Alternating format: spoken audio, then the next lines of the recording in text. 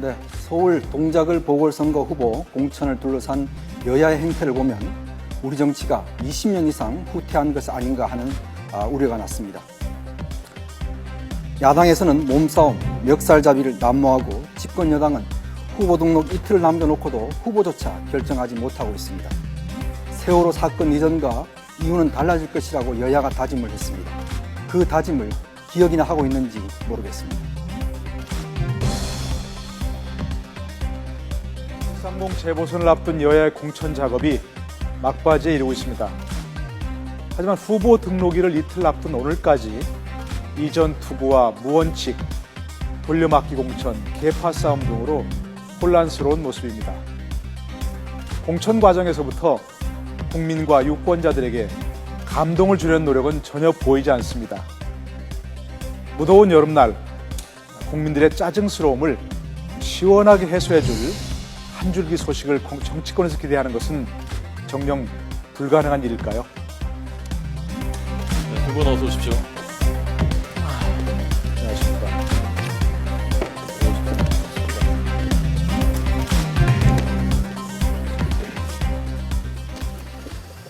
참 야당이 시끄럽더군요. 네. 결국 오늘 사단이 났는데요. 네. 어떻게 보셨습니까? 정말 일어나지 말아야 할 일이 일어난 것 같습니다. 예. 특히 이번 오늘 아침에 이 멱살잡이 이런 몸싸움을 보면 근본적으로 야당이 왜 지금 국민들의 지지를 못 받고 있는지 그걸 아주 여실히 보여주고 있다고 할 수가 있겠습니다. 첫 번째는 이 지도부 자체가 정말 이 공천 하나 제대로 조정하지 못하는 그런 능력들을 보여주고 있고 또 그동안 기대를 모았던 486, 즉 386, 옛날에 386들이 정치에 등장했을 때 뭔가 예. 정치를 개혁하겠다고 이들이 정치권에 들어왔는데 이것이 정말 또다시 구정치인이 되어버린 그런 것들을 오늘 정말 목도를 한 것 같습니다. 예, 교수님. 그 어제 오늘 일이 아니고 사실은 정치권에서 흔히 봐왔던 얘기입니다. 네. 흔히 봐왔던 모습이고 그런데 새정치민주연합이라고 새정치라는 걸 앞에 다른 그 당에서까지 저런 모습을 보여야 하는가 해서 굉장히 실망스러웠습니다. 예. 솔직히 유권자들에게 뭔가 호소하기 위해서 공천하는 거 아니겠습니까? 그렇다면 유권자들에게 분명한 메시지를 줘야 할 텐데 그런 모습에서 무슨 메시지를 받을 수 있지 유권자들이 예. 혼란스러울 것 같아요. 정말 일각에서 얘기하는 것처럼 광주에는 절대로 박원순 시장이 서울시장이 발을 못 붙이게 하겠다. 그런 메시지인 건지 아니면 혹시 여기서 떨어지면 예. 박원순 시장과 공동 책임이니까 우리는 책임 없다.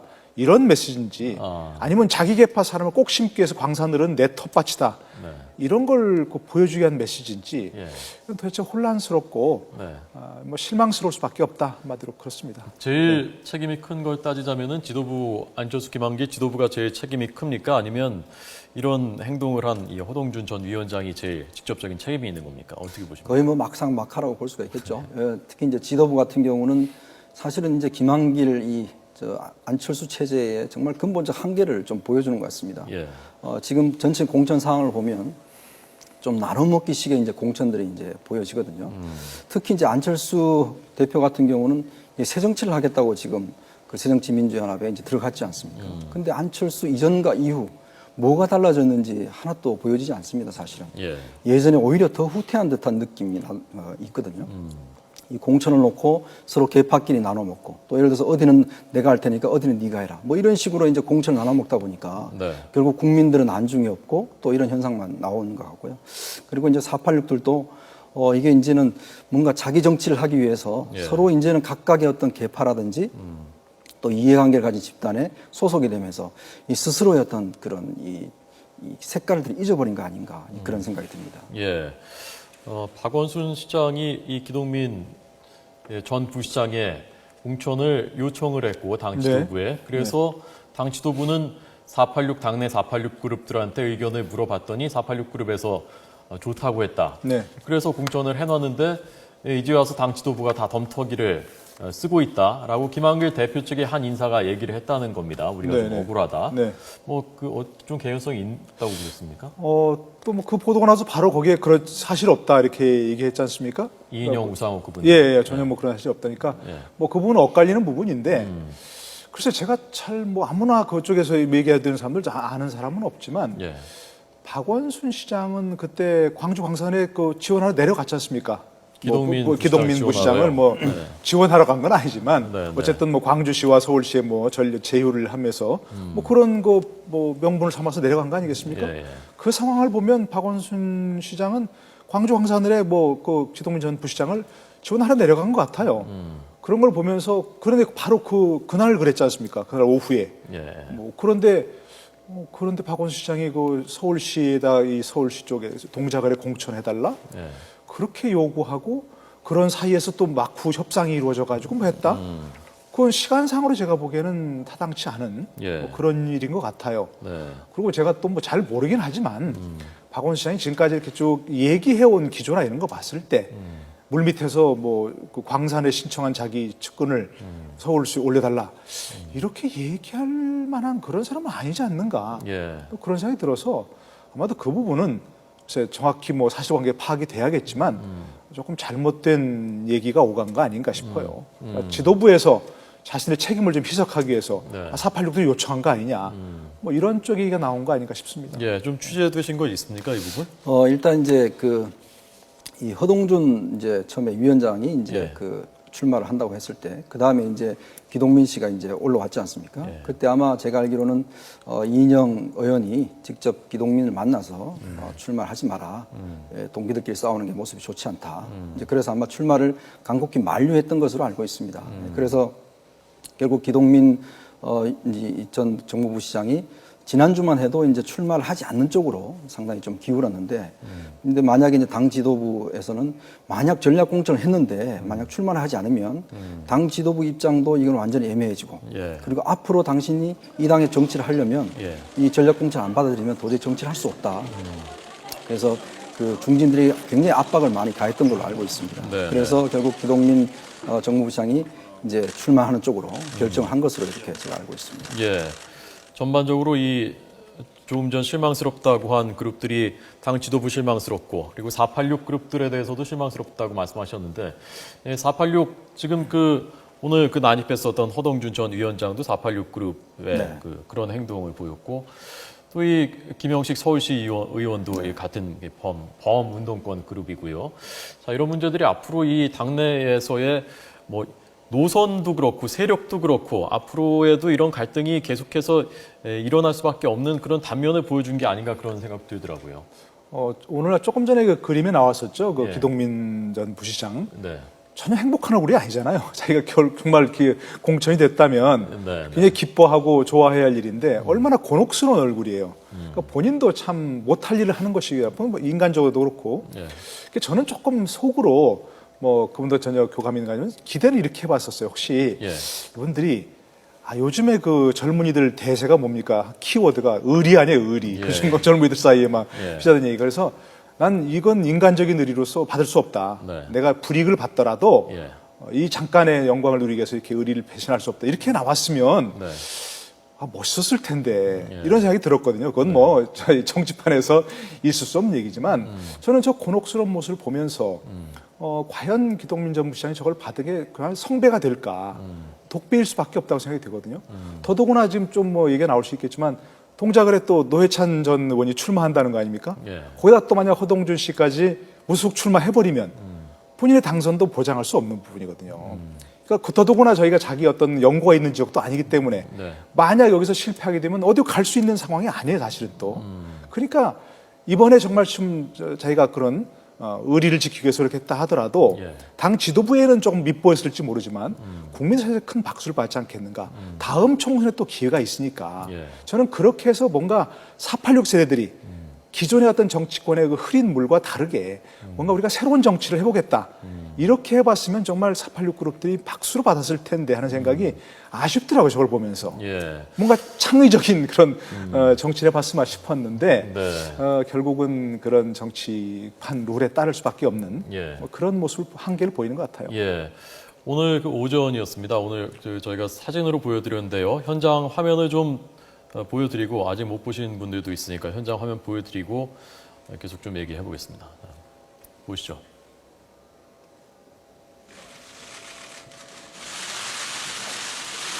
오늘 출마를 수용하겠다, 전략공천 받아들이겠다라는 기자회견을 하기 위해서 5일 만에 이제 기자회견을 하러 국회에 나온 모습인데요. 기동민 서울시 부시장, 전 서울시 정무부시장입니다. 과거에 김대중 정부 때는 청와대 행정관 근무를 했었고요. 박원순 시장 재임 때 정무부시장을 지냈습니다. 자, 이 자리에 이제 허동준 이 지역의 전 위원장이 들어온 겁니다.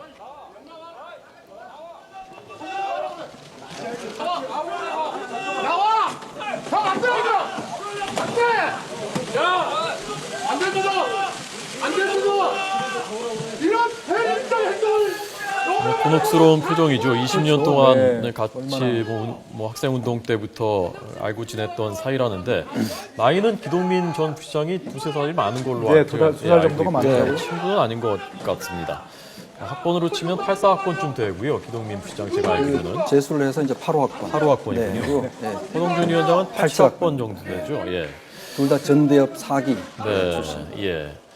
자, 그런데 지금 그 당 지도부하고 기동민 그 전 부시장의 결정에 대해서 좀 아쉬움 표시하셨지만요.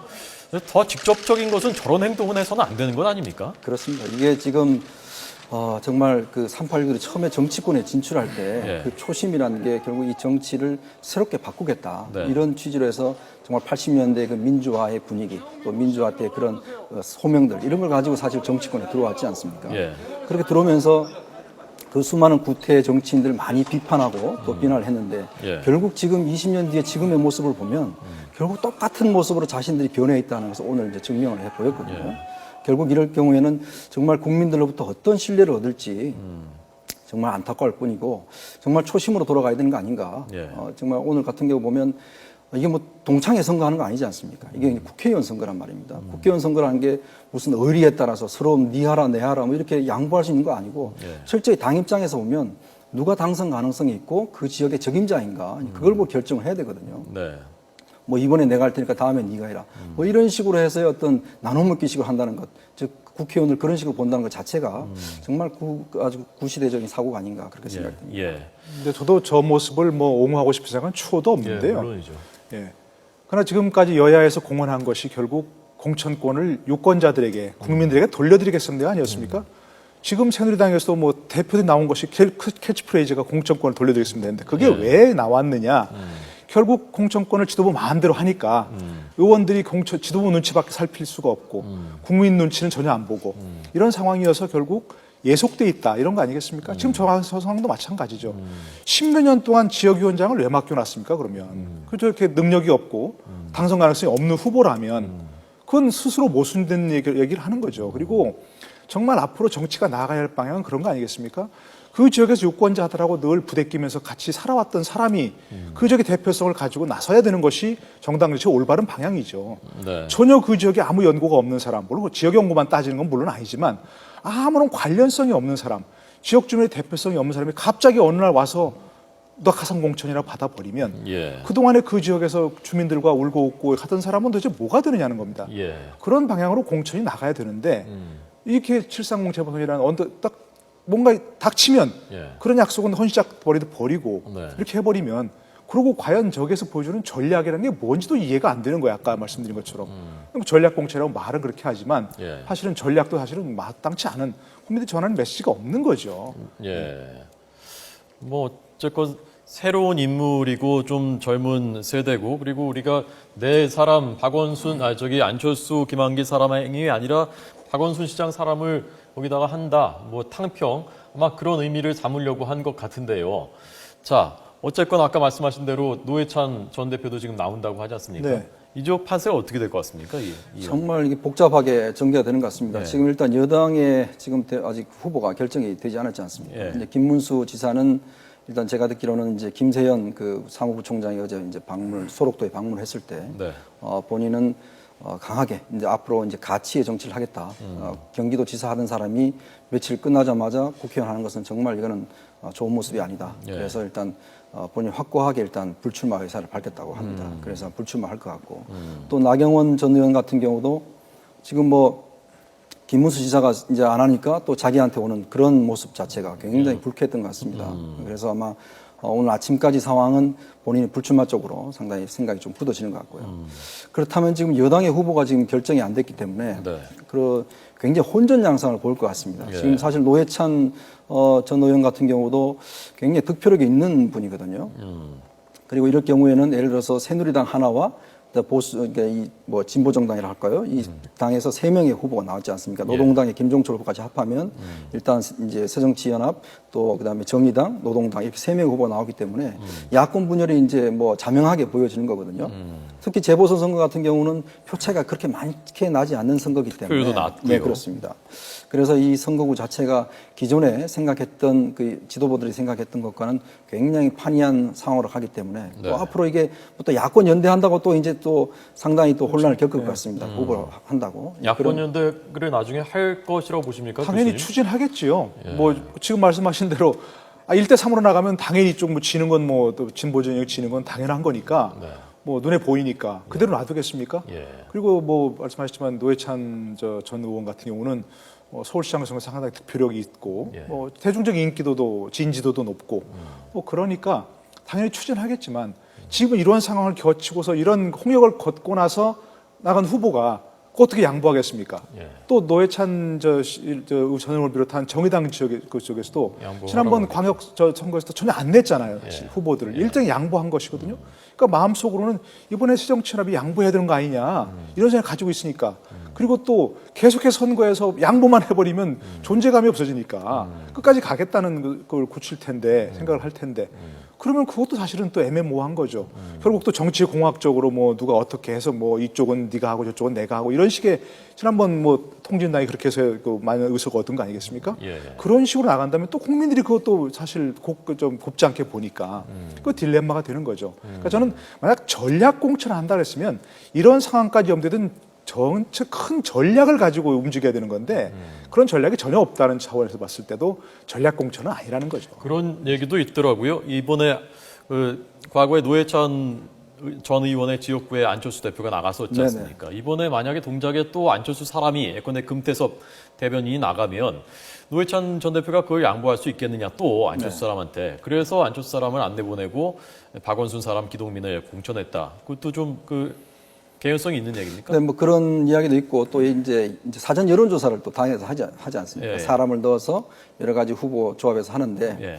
아무리 이제 돌려보니까 이제 승산이 이제 없었던 것이죠. 이제 금태섭 대변인. 변호사로는 승산이 없으니까 당에서는 그러면 이제 박원순 시장의 이제 정무부시장했던 이제 기동민 씨를 내세워서 좀 컨벤션 효과를 누려보자. 예. 이런 차원에서 이제 일단 후보를 냈다라는 게 있고요. 네. 그리고 이제 특히 안철수 대표 같은 경우에 이 광주 광산을에 예. 자기 후보를 일단 내겠다. 예.